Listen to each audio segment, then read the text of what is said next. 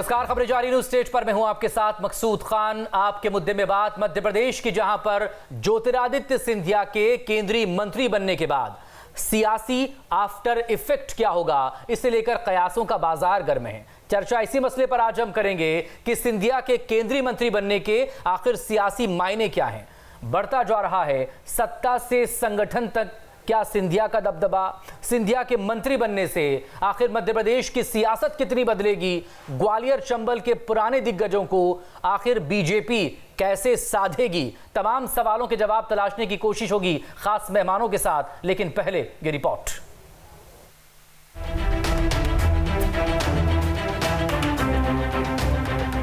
Modi cabinet के विस्तार के साथ ही सिंधिया 1.25 साल के इंतजार के बाद कैबिनेट मंत्री बन गए। इसके साथ ही अब चर्चा सिंधिया के मंत्री बनने के सियासी आफ्टर इफेक्ट को लेकर शुरू हो गई है। सिंधिया के मंत्री बनने से मध्य प्रदेश बीजेपी में सत्ता से लेकर संगठन तक क्या असर पड़ेगा, इसे लेकर भी तरह तरह के कयास लगने शुरू हो गए हैं। हालांकि इसमें कोई दो राय नहीं कि बीजेपी में आने के बाद से सिंधिया का प्रभाव लगातार बढ़ा है। इसके लिए सिंधिया खुद भी लोगों से मेलजोल बढ़ाते रहे हैं। बीजेपी में आने के बाद से ही मेलजोल का दायरा सिंधिया ने बढ़ा दिया है। अगस्त 2020 में सिंधिया नागपुर स्थित संघ मुख्यालय पहुंचे। भोपाल में संघ मुख्यालय संविधा में भी हाजिरी लगाई। सीएम शिवराज के घर डिनर पर भी पहुंचे थे सिंधिया। ग्वालियर चंबल के नेताओं से भी सिंधिया मेल मिलाप बढ़ा रहे हैं। बीजेपी अध्यक्ष वीडी शर्मा के घर पहुंचकर सिंधिया ने उनके साथ लंच किया, तो उधर मंत्री अरविंद भदौरिया के घर जाकर सिंधिया ने डिनर किया। मंत्री भूपेंद्र सिंह के भी घर जाकर सिंधिया ने उनसे मुलाकात की थी। तो वहीं गोपाल भार्गव के घर जाकर भी डिनर में शामिल हुए थे। अपने धुर विरोधी रहे जयभान सिंह पवैया के भी घर सिंधिया उनसे मुलाकात करने पहुंच गए थे। इसमें भी कोई शक नहीं कि सिंधिया का प्रदेश के कई क्षेत्रों में अच्छा खासा प्रभाव है। दरअसल एमपी में शिवराज सबसे लोकप्रिय नेता है। शिवराज की पहुंच सीधे आम जनता तक है। शिवराज के बाद सिंधिया भी मास लीडर माने जाते हैं। सिंधिया का ग्वालियर चंबल में अच्छा खासा प्रभाव है। ग्वालियर चंबल में मध्य प्रदेश विधानसभा की 34 सीटें पड़ती है। तो वहीं मालवा में सिंधिया घराना ऐतिहासिक रूप से प्रभावी रहा है। मालवा निमाड़ में विधानसभा की 66 सीटें आती हैं। मतलब मालवा निमाड़ और ग्वालियर चंबल को मिला दें तो एमपी की 100 सीटों पर सिंधिया का सीधा प्रभाव पड़ता है। 36 सीटों वाले मध्यांचल में भी सिंधिया संपर्क बढ़ा रहे हैं। तो 26 सीटों वाला बुंदेलखंड भी ग्वालियर चंबल के पास ही है। हालांकि सिंधिया के लिए आगे भी सब कुछ फूलों के सेज पर सजा हो, ये भी कहा नहीं जा सकता, क्योंकि जिम्मेदारी बढ़ने के साथ साथ चुनौतियों का बढ़ना भी तय है। मंत्री बनने के बाद सिंधिया के लिए दिल्ली और भोपाल के लिए समय निकालना आसान नहीं होगा। ग्वालियर चंबल में बीजेपी के दिग्गजों से संबंध को और मजबूत करना होगा। निगम मंडलों में अपने समर्थकों के लिए एक बड़ी जगह भी बनानी होगी।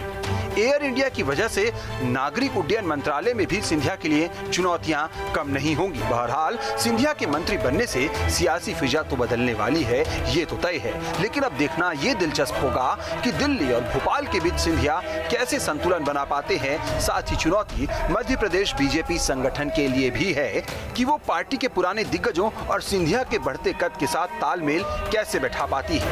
Team news state. तो इस अहम मुद्दे पर बात करने के लिए इस वक्त हमारे साथ वरिष्ठ पत्रकार, राजनीतिक विश्लेषक जयंत वर्मा जी मौजूद हैं। बहुत स्वागत है आपका। पॉलिटिकल गेस्ट में हमारे साथ बीजेपी की तरफ से नेहा बग्गा हैं, आप प्रवक्ता हैं, और कांग्रेस की तरफ से स्वदेश शर्मा जी। बहुत स्वागत है आप दोनों लोगों का भी। शुरुआत नेहा आप ही से, क्योंकि बात दरअसल ज्योतिरादित्य सिंधिया की हो रही है। क्या ज्योतिरादित्य सिंधिया का सत्ता से लेकर संगठन तक में दबदबा बढ़ रहा है? बीजेपी के अंदर माहौल क्या है? कहीं कुछ बेचैनी तो नहीं है? देखिए मकसूद जी, मुझे समझ में नहीं आता कि इतना विशेष प्रेम सिंधिया जी के प्रति, या फोबिया क्या कहूं, कि कांग्रेस को दिन रात बस सिंधिया जी नजर आते हैं। पिछले 15 माह में वो लगातार पूछ रहे थे, 1 साल के लगभग जब से सरकार बनी थी, कि सिंधिया जी को क्या होगा, सिंधिया जी को क्या कोई पद मिलेगा, क्या उन्हें केंद्र में जगह मिलेगी। अब स्थान मिल गया है तो मेहरबानी बता रहे हैं। ये कैबिनेट विस्तार हुआ है, और कैबिनेट विस्तार में जिस तरीके से माननीय मोदी जी ने एक ऐसे फूलों का गुलदस्ता तैयार किया है जिसमें भिन्न भिन्न रंग के, भिन्न भिन्न खुशबू के फूल हैं, जो कि एक खूबसूरत गुलदस्ता बनाते हैं। नए लोग भी हैं, अनुभवी लोग भी हैं, प्रोफेशनल्स भी हैं, डॉक्टर भी है, इंजीनियर भी है, और इस प्रकार से एक ऐसा कैबिनेट तैयार किया गया है कि जो भारतीय जनता पार्टी की विचारधारा है, जो अंतिम पंक्ति के अंतिम छोर के व्यक्ति तक पहुंचने की जो विचारधारा है, जो सबका साथ, सबका विकास, सबका विश्वास की विचारधारा है, उसको किस प्रकार से फलीभूत किया जा सके, ये उसको लेकर कैबिनेट विस्तार है।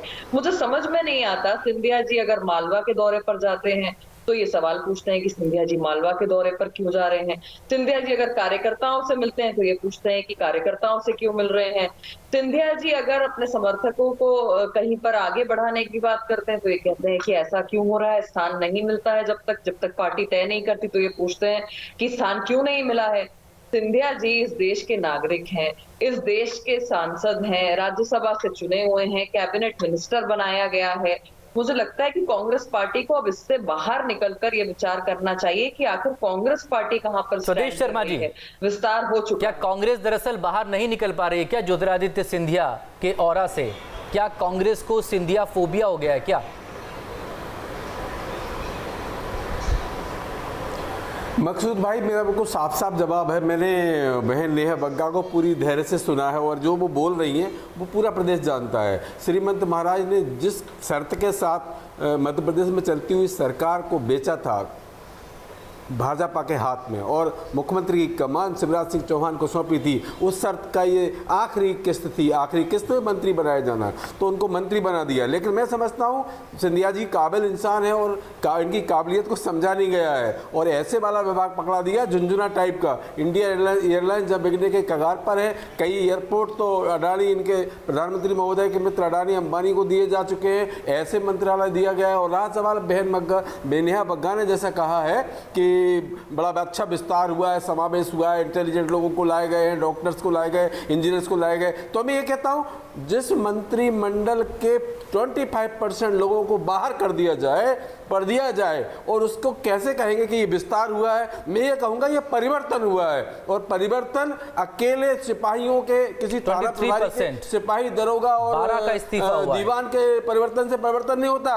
परिवर्तन जब होगा जब थानेदार का परिवर्तन हो जाए। आप बताइए, युवा बेरोजगार है देश का, क्या ये सच नहीं है? आज कोरोना महामारी में लाखों लोगों ने प्राण खोए हैं, क्या ये सच नहीं है? किसान आंदोलित है, क्या ये सच नहीं है? आप ये बताइए किस एंगल पर सरकार को सफलता मिली? आप ये बताइए, अगर सफलता मिली होती तो जिन 12 लोगों को बाहर किया है तो निश्चित रूप से वो निकम्मे होंगे, नकारा होंगे। मैं ये समझता हूँ माननीय प्रधानमंत्री महोदय ने अपनी असफलताओं का ठीकरा मंत्रियों को हटा करके उनके सिर पर फोड़ा है, क्योंकि माननीय प्रधानमंत्री महोदय दावोस में जाके विश्व विजेता बन गए थे, हमने कोरोना से विजय पा ली है। तो अब क्या करें, कोरोना से लाखों जब मौतें हो गई, ऑक्सीजन के अभाव में लाखों मौतें हो गई, तो ऐसी स्थिति में माननीय प्रधानमंत्री महोदय ने स्वास्थ्य मंत्री को बाहर का रास्ता दिखा दिया, जो सीधे तौर पर अकाउंटेबल था। स्वदेश शर्मा जी, मैं तो ये कहूंगा ये परिवर्तन है। इस कोरोना पैंडेमिक के दौरान जो सीधे तौर पर अकाउंटेबल था और जो उस तरीके से परफॉर्म नहीं कर पाया, तो उसको तो बाहर जाना पड़ेगा ना, चाहे वो मंत्री हो या संतरी हो। ये दिखा भी है उसमें। देखिए, बिल्कुल आपका कहना सच है, लेकिन माननीय प्रधानमंत्री महोदय ने दावोस में जाकर के क्यों ऐसे घोषणा कर दी थी कि हमने कोरोना पर विजय पा ली है, हम विजय विश्व विजेता हो गए हैं। अब ये बताइए, कोरोना पर नहीं, आज सिंधिया पर बात हो रही है। फैल रहा है, वैसे आजकल वक्त कम होता है। फिर पीसीआर मुझे थोड़ी देर बाद क्या देगा, ब्रेक लेना है, तो बात आपकी अधूरी रह जाएगी। महाराज, एक रिएक्शन जयंत वर्मा जी से ले लेते हैं, फिर आप दोनों से बात करूंगा मैं। जयंत वर्मा जी, क्या सत्ता से लेकर संगठन तक सिंधिया का दबदबा बढ़ रहा है? क्योंकि सत्ता और संगठन से ऊपर अगर कुछ है तो वो संघ है, और हमने देखा है नागपुर से लेकर केशव कुंज से लेकर समिधा तक हर जगह सिंधिया उस जगह पर पहुंचे हैं, संघ को साधने की कोशिश भी की है।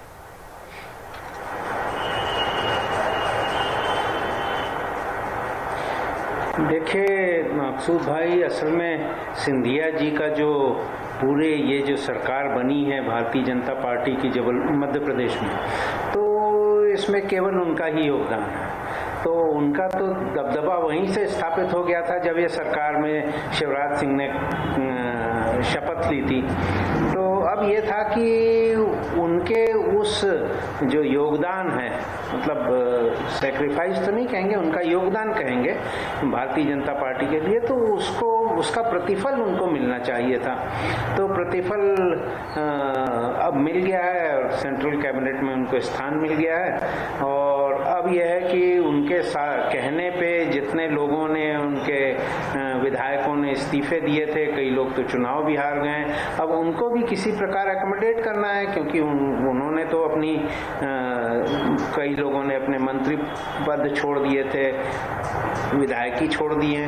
तो ऐसा है कि अब सिंधिया जी को उन लोगों का भी ध्यान रखना है और इसके लिए वो चाहते हैं कि भारतीय जनता पार्टी के जितने भी छत्रप हैं, जितने भी उसमें महत्वपूर्ण लोग हैं, उन सबसे वो व्यक्तिगत अपने संबंध बना रहे हैं। वैसे एक बात जरूर है कि भारतीय जनता पार्टी एक कार्डर बेस्ड पार्टी है, तो इसमें जो कार्डर से आके बढ़ता है तो उसका एक अलग ही स्थान होता है। लेकिन पिछले 15-16 महीने में उसको जो हमने देखा है जयंत वर्मा जी, रख दिया गया तो वो कभी सत्ता में जो उनके समर्थक थे, जैसी पोजीशन कमलनाथ सरकार में नहीं मिली, उससे बेहतर पोजीशन यहाँ उन्हें अकोमोडेट उन्होंने करवाया।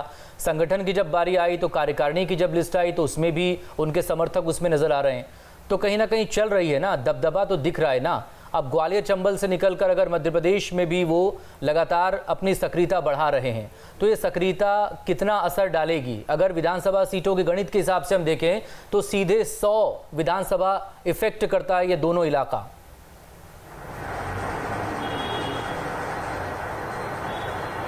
जी हाँ, तो ये जरूर है, क्योंकि कांग्रेस के ज़माने में तो उनको लगभग हाशिए पे कर दिया गया था और क्या पता क्या था कि दिग्विजय सिंह जी ने अपने तो सब करीबियों को बहुत बहुत मतलब महत्वपूर्ण स्थान दिए और इनके जो मंत्री थे उनको जो प्रिंसिपल, उनके सेक्रेटरी जो बनाए गए वो उनकी बात नहीं मान रहे थे। एक उपेक्षा का भाव था और ये भी कह दिया गया, मतलब इसी प्रकार कमलनाथ जी ने 1-2 बार कमेंट भी किए, पर वे ये भूल रहे हैं कि सिंधिया जी का जो पूरा का पूरा पारिवारिक एक हिस्ट्री को यदि देखें तो राजमाता ने अपने डीपी मिश्रा की सरकार को गिरा दिया था। बिल्कुल 67 तो उनके स्वाभिमान को जब चोट आई तो उन्होंने फिर उसका प्रतिकार किया। जी ठीक। नेहा बग्गा, ज्योतिरादित्य सिंधिया का अगर कद बढ़ रहा है तो भाई इसका फायदा भी तो बीजेपी को ही मिलेगा, न सिर्फ प्रदेश में बल्कि और बाहर जगहों पर भी। जिस तरह की फॉलोइंग उनकी है समर्थकों की, युवा चेहरे के तौर पर, तो बाहर भी तो आने वाले वक्त में जब चुनाव होंगे तो वहां पर भी वो प्रचार के लिए पहुंचेंगे। मध्य प्रदेश की सियासत कितनी इससे प्रभावित होगी? देखिए मकसूद जी, मुझे सबसे पहले तो ये कहना है कि कांग्रेस के प्रवक्ता कह रहे थे कि ज्योतिरादित्य सिंधिया जी में बहुत काबिलियत है, तो मैं तो सबसे पहले ये पूछना चाहती हूँ कि ये काबिलियत आप तब क्यों नहीं पहचान पाए जब ये आपके साथ थे? आप सचिन पायलट जी को भी निकम्मा नकारा कहते हैं और अलग अलग तरीके से संबोधित करते हैं, आप काबिलियत क्यों नहीं समझ पा रहे हैं? आप वहां पंजाब में सिद्धू की काबिलियत नहीं समझ पा रहे हैं, छत्तीसगढ़ में अपने स्वास्थ्य मंत्री की काबिलियत नहीं समझ पा रहे हैं, और पूर्व में भी हमने देखा है कि हेमंत बिस्वा शर्मा जो आज के समय में असम के मुख्यमंत्री हैं, उनकी भी काबिलियत आप नहीं पहचान पाए थे। सवाल ये है कि आज जब कैबिनेट का विस्तार हुआ है, जो आज तक के लोकतंत्र की भारत सरकार की सबसे युवा कैबिनेट है, उसमें ज्योतिरादित्य सिंधिया जी भी हैं, और जिस प्रकार से जिन युवाओं को जोड़ा गया है, जिन अनुभवी लोगों को जोड़ा गया है, वैसे ही सिंधिया जी को भी जोड़ा गया है। ये अलग अलग चश्मे से देखने का काम कांग्रेस को मुबारक, क्योंकि भारतीय जनता पार्टी के लिए प्रत्येक कार्यकर्ता के लिए काम है और प्रत्येक काम के लिए कार्यकर्ता है। उसी प्रकार से सिंधिया जी को भी जिस तरीके का उनका पिछला अनुभव रहा है, जिस तरीके से उनकी ऊर्जा है, जिस तरीके से वो युवा है, जिस तरीके से उनका कार्य करने की शैली रही है, पूर्व में भी कैबिनेट का हिस्सा रहे हैं, उनके पास अनुभव की भी कमी नहीं है, तो निश्चित ही ये मध्य प्रदेश के लिए भी ताकत का विषय है और साथ ही साथ उनकी ऊर्जा से देश को भी एक अलग तरीके की नई दिशा मिलेगी। और यही एक प्रक्रिया को फॉलो करते हुए मैंने आपसे पूर्व में भी कहा कि मोदी जी ने एक ऐसी कैबिनेट का चयन किया है जिसमें भिन्न भिन्न तरीके के गुलदस्ते में फूल हैं, जिनके अलग अलग 24 राज्यों के को प्रतिनिधित्व मिला है। सीधे तौर पर हम कहें तो 24 राज्यों के जो सांसद हैं वो इस कैबिनेट का हिस्सा बने हैं। इससे पहले 91 में जब नरसिम्हा राव की सरकार थी तब 26 राज्यों के सांसदों को उन्होंने मंत्री बनाया था। 12। खैर, ये तो एक इन्फॉर्मेशन होगी। स्वदेश शर्मा जी आपको जवाब देना चाह रहे हैं। नेहा, स्वदेश शर्मा जी प्लीज।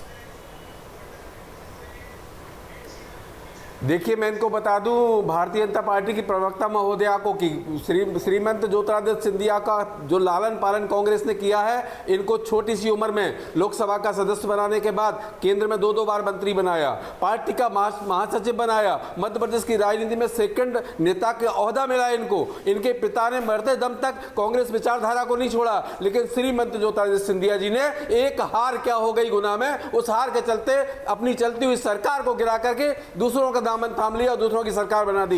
ये मध्य प्रदेश की जनता के साथ उन्होंने छलावा किया, धोखा किया। और मैं आपको बता देता हूं, आपके द्वारा बार बार कहा जा रहा है कि बहुत बड़ा जनाधार है इनका। जो व्यक्ति खुद चुनाव हार गया हो लोकसभा का, जनाधार कहां गया? अभी बाई इलेक्शन हुए 28, उन 28 में 7 विधानसभा सीटें कांग्रेस ग्वालियर चंबल संभाग में जीती और 1 सीट तो वह जीती जिसमें श्रीमंत ज्योतिरादित्य सिंधिया जी ने ग्वालियर पूर्व में भाजपा को वोट दिया, वो सीट भी कांग्रेस जीती। तो जनाधार की बात तो यहां खत्म हो जाती है। श्रीमंत ज्योतिरादित्य सिंधिया जी का जो सम्मान यहाँ कांग्रेस ने दिया है, वो भारतीय जनता पार्टी में कभी नहीं हो सकता। गांधी तो अमेठी हार गए, आज हम विपक्ष में हमारा संभाग, वो अमेठी जो कि गांधी परिवार ने कभी हारी नहीं, वो अमेठी जिसने देश को कई प्रधानमंत्री दिए। आपके राहुल गांधी तो अमेठी हार गए, तो ज्योतिरादित्य सिंधिया क्या गुना की सीट नहीं हार सकते? लेकिन विचारधारा तो नहीं छोड़ी ना, विचारधारा नहीं छोड़ी ना, विचारधारा के साथ रहे। स्वार्थ परस्ती हो जाना और विचारधारा के साथ राजनीति करना, दोनों में बड़ा फर्क है। आप स्वार्थ के चलते स्वदेश शर्मा कांग्रेस छोड़ जाए, दूसरी जब विचारधारा का टकराव आत्मसम्मान से हो तब आदमी क्या करेगा? करता है वो अपनी जब विचारधारा का टकराव आत्मसम्मान से हो, आत्मसम्मान से ऊपर रखेगा विचारधारा को। चुरा घोंपने के बाद मकसूद भाई, कोई आत्मसम्मान को ठेस नहीं लगती थी। ब्लॉक अध्यक्ष से लेकर के कई जिला अध्यक्ष 50-50 विधानसभा टिकट श्रीमंत ज्योतिरादित्य सिंधिया जी के कहने पर मिला करते थे। दर्जनों मंत्रिमंडल में सदस्य इनके बनाए जाते थे, मनमाफिक विभाग दिए जाते थे, जिस तरह के काम कहते थे तुरंत होते थे। लेकिन श्रीमंत महाराज को मुख्यमंत्री बनना था, बीच में मुख्यमंत्री कोई किसी को बना नहीं सकता। क्या भारतीय जनता पार्टी में जाके मुख्यमंत्री बन गए? लेकिन नहीं, श्रीमंत महाराज ने जिस तरह से धोखा दिया मध्य प्रदेश के उन लाखों कार्यकर्ताओं को, तो आप कह रहे हैं ना 15 साल के संघर्ष, ये तो आप कह रहे हैं कि उन्हें मुख्यमंत्री बनना था, और उस सरकार उनकी तरफ से कहा गया ना, बीजेपी ने ऐसा कहा। नया बग्गा कहा था क्या किसी ने कि मुख्यमंत्री बनाएंगे ज्योतिरादित्य सिंधिया को शामिल हो जाएंगे? तो देखिए, एक सरकार को गिराया, चलती हुई सरकार को उस समय गिराया जाना जब कोरोना ने दस्तक दे दी थी। क्या आवश्यकता? ऐसे व्यक्ति को जननायक कहने का अधिकार नहीं है। मैं ये कहूंगा ये स्वास्थ्य परिस्थिति से ज्यादा कुछ भी नहीं है। श्रीमंत महाराज को ये समझना चाहिए था कि जब कोरोना का दौर आ गया, मध्य प्रदेश कोरोना के आग में झुलस रहा था, उस वक्त आप अपने स्वास्थ्य मंत्री को लेकर के बेंगलोर में पड़े हुए थे। आप सरकार को गिराने का प्रचक्र रच रहे थे। आप बताइए श्रीमंत महाराज, आज आप मंत्री बन गए, क्या आप चुनाव हारने के बाद कुछ भी बर्दाश्त नहीं कर सकते थे? क्या आप सड़कों पर संघर्ष नहीं कर सकते? कांग्रेस ने देश की आजादी से लेकर सड़कों पर काम किया है, जनता के लिए काम किया है, देश की आजादी के लिए काम किया है। हम कुर्सी के लिए काम नहीं, अगर हम कुर्सी के लिए काम कर रहे होते तो आज चाय वाला व्यक्ति प्रधानमंत्री नहीं होता, क्योंकि प्रधानमंत्री जी कहते रहे कि हमें कांग्रेस मुक्त भारत चाहिए, लेकिन हमने ऐसा नहीं किया। आराम से एक एक करके प्लीज, एक एक करके हमने इनकी पार्टी के बड़े नेताओं को अपनी सीटें खाली करके बनाने का काम किया, लेकिन हमने शर्मा जी, मैं खुद नहीं समझ पा रहा हूं दर्शक कैसे सुनेंगे और समझेंगे। और उस कायम रखने की वजह से आज चाय वाले प्रधानमंत्री की कैबिनेट में श्रीमंत महाराज शपथ ले रहे हैं। मकसूद जी, एक रोबोटिक प्रधानमंत्री जिस तरीके से चला रहे थे, जिनके पास ना निर्णय लेने की क्षमता थी, ना ही किसी प्रकार से आगे बढ़ सकते थे, फाइल लेके मैडम के आगे पीछे घूमते थे, और जिनके ऑर्डिनेंस को राहुल गांधी टुकड़े करके फाड़ देते थे, आज उन्हें इस प्रकार के सख्त, अच्छे और गवर्नेंस को लेके डेडिकेटेड जो निर्णय आया है उस पर अफसोस होगा। आज जिस प्रकार से कांग्रेस पार्टी ने अन्य पार्टियों को एक दिशा दिखाई, मेरा सवाल बहुत सीधा और बहुत साफ ज्योतिरादित्य सिंधिया को लेकर है। ग्वालियर चंबल के पुराने दिग्गजों को बीजेपी कैसे साधेगी, इसके साथ तो कद बढ़ रहा है ना ज्योतिरादित्य सिंधिया का, तो वहाँ कोई आपसी कला तो नहीं होगी। देखिए, पूरे मध्य प्रदेश का कद बड़ा है। 4 नेता वहां से मध्य प्रदेश से चुनकर कैबिनेट पे गए हैं, चाहे प्रहलाद पटेल, गोलमाल जलेबी बनाएंगे और कुछ नहीं करेंगे, चाहे सिंधिया जी हो, चाहे वीरेंद्र खटीक जी हो, और ये सभी नेता मध्य प्रदेश का नेतृत्व जरूर करते हैं, पर अब ये देश के यूनियन कैबिनेट मिनिस्टर्स हैं, और मुझे लगता है कि इनका जो दायित्व है वो सिर्फ मध्य प्रदेश में सीमित ना होकर, एक क्षेत्र में सीमित ना होकर, पूरे देश की उन्नति के लिए, आत्मनिर्भर भारत के सपने के लिए आगे बढ़ाने वाला है। आज कांग्रेस को अगर चिंता करने की आवश्यकता है तो चिंता इसलिए है क्योंकि इनके पास एक ही मॉडल है, राहुल गांधी वाला मॉडल। वो वहां पर बैठ के कुत्ते को खिलाते हैं, यहाँ पर कमलनाथ जी 15 मैं आत्मनिर्भरता पे कहूंगा, के अंदर नहीं रहते। डीजल पेट्रोल के भाव आसमान छू रहे हैं, बेरोजगार पकौड़ा तलने के लिए मजबूर है। वो पकौड़ा तले भी तो कैसे तले, तेल सरसों का 200 के पार हो गया है। अब क्या सरकार, अपने हिसाब से बढ़ रहे हैं, सरकार का कोई कंट्रोल नहीं है। ठीक है, आप प्लीज दोनों लोग हमारे साथ बने रहिएगा। जयंत वर्मा जी, आपने इन दोनों लोगों को सुना, लेकिन ज्योतिरादित्य सिंधिया अगर सबको साध रहे हैं, संघ से लेकर सत्ता और संगठन को, ग्वालियर चंबल से बाहर अगर वो अपनी मजबूती दिखाने की कोशिश उन्होंने पिछले दिनों की है, क्या बीजेपी के अंदर इसको लेकर कोई बेचैनी है? आने वाले वक्त में अब उनके दिल्ली पहुंचने के बाद सब कुछ नॉर्मल हो जाएगा, या फिर दरअसल असल मामला यहां से शुरू होगा?